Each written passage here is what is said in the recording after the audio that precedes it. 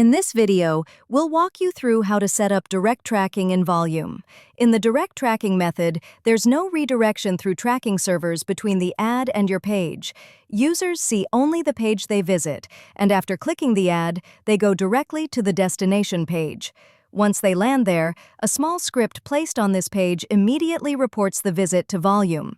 This setup works with platforms that don't allow redirects, like Google or Facebook, and it's faster for users.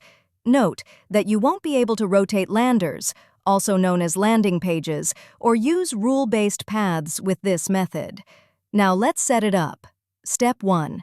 Create a traffic source in Volume with direct tracking enabled. Go to the Traffic Sources tab, click Create, and choose a template or add a custom one. Make sure the direct tracking option is turned on. Step 2. Create your campaign. Go to the Campaigns tab and click Create.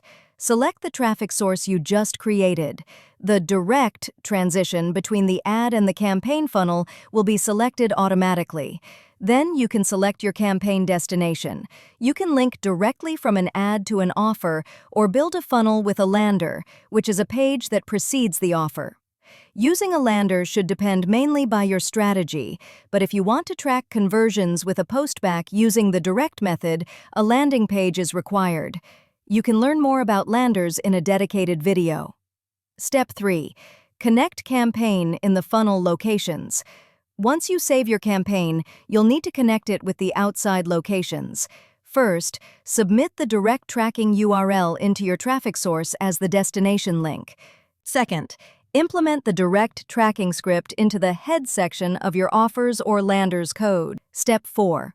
Test your campaign. Check if Volume correctly recognizes the events you generate. For a detailed guide on testing your campaign setup, check the corresponding video. And that's it. If you still feel stuck, we're here to help.